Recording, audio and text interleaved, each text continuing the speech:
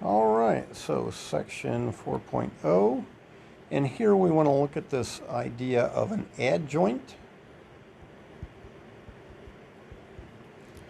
An adjoint is a matrix, the adjoint matrix. And so if we want to make the adjoint of A, so we simply, if A is n by n, then the adjoint of A is the matrix given by all these different cofactors. So C11, C21, dot, dot, dot, CN1, C12, dot, dot, dot, down to C1N, and C22, C2N, CN2, and all the way over here to CNN. Alrighty, so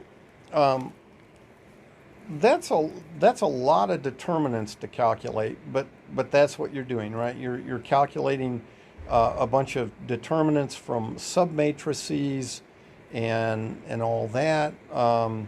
So this is very calculation heavy to make this thing, but it turns out that it's got some interesting properties. So Theorem 4.0.9 says that if you take A times its adjoint,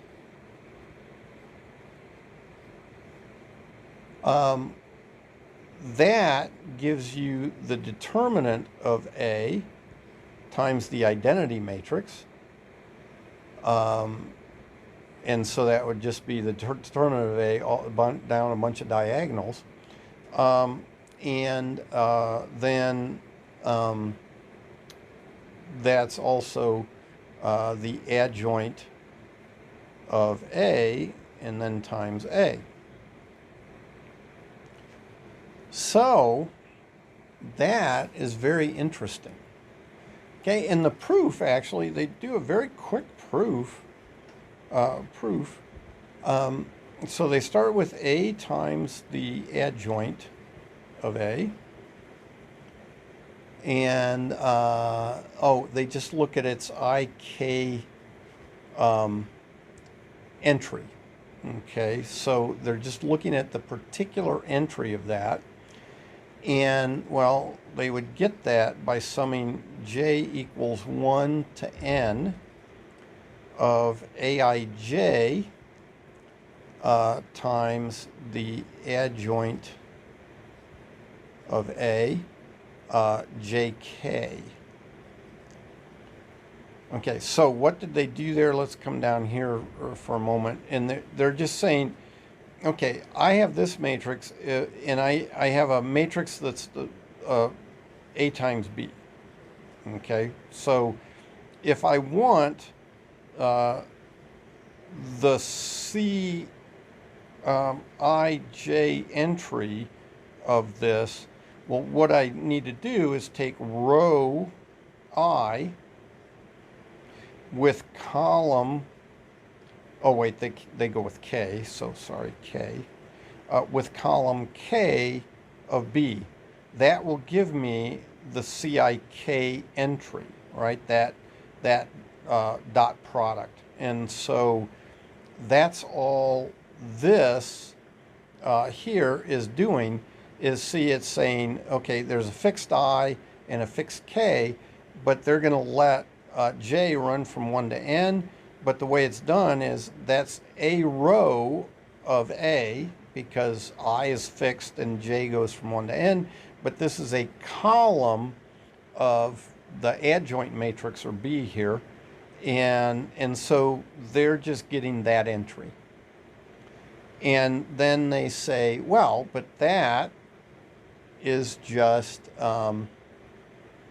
the sum J equals 1 to N, Aij, and the cofactor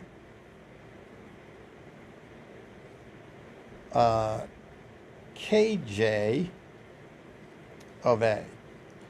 Okay, now, so, we saw where this came from, but now the adjoint, the jk entry of A, they're saying is the cofactor ckj of A.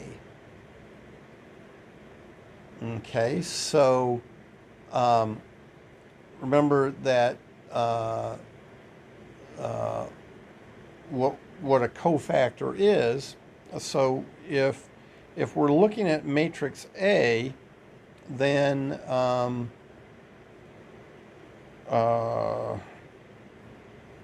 let's see, when do we? Oh, yeah, okay. So yeah, okay. So the cofactor, I just had to look back here and make sure I didn't make a mistake. I didn't. Okay, at least not yet. The cofactor ik, remember that we took A and we took out row I and column K. Okay, but notice how this is turned around, KJ. Well, yeah, it's turned around. That's why I wanted to make sure I didn't accidentally write this the wrong way. Is notice how these are all written here. The subscripts are backward from the way we usually do it, right? Normally we would write C11, C12, and C1N, but these are backward. And so if I'm talking about the JK entry of the adjoint, okay, so for instance, suppose I wanted the 2-1 entry of the adjoint, that's actually here. That's the 2-1 entry of the adjoint. And so the cofactor, it's just switching that index to KJ. Okay, so that's where that switch came from. And then they say, well, that's equal to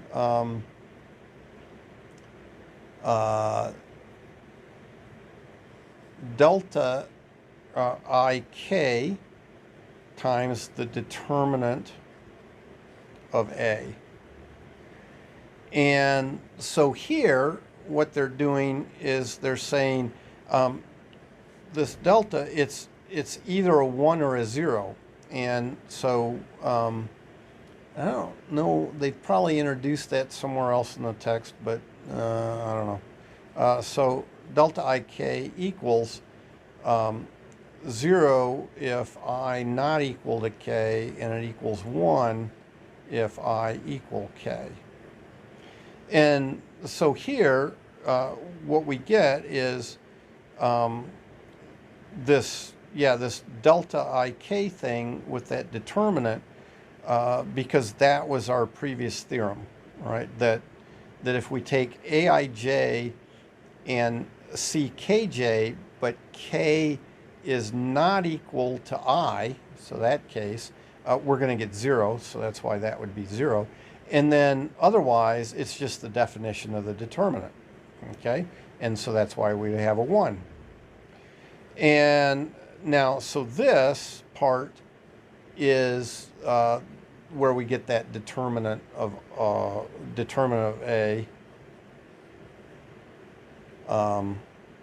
times the identity matrix, and then that's just the IK entry of the identity matrix. So that's where that comes from, and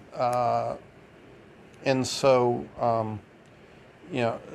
that's interesting. So what we have so far is that A times the adjoint of A gives you the determinant times the identity. Determinant of A. Sorry, I'll make that an A. And then times the identity. And then you would just do the same proof, but with going along the row, down or going along a row, and going along the rows for a given column. And so we have that. And now, though, this gives us a new inverse formula, right? So they have a corollary, and that is 4.0.1, and it says if the determinant exists, if the inverse exists, so the determinant of A is not equal to 0, then A is non-singular. Now, I've alluded to this, but we really haven't had quite this proof yet. And A inverse is 1 over the determinant of A times the adjoint of A. Okay, now what we didn't have before is, before we said if A is non-singular, then the determinant is not 0. But what we didn't have was and we had that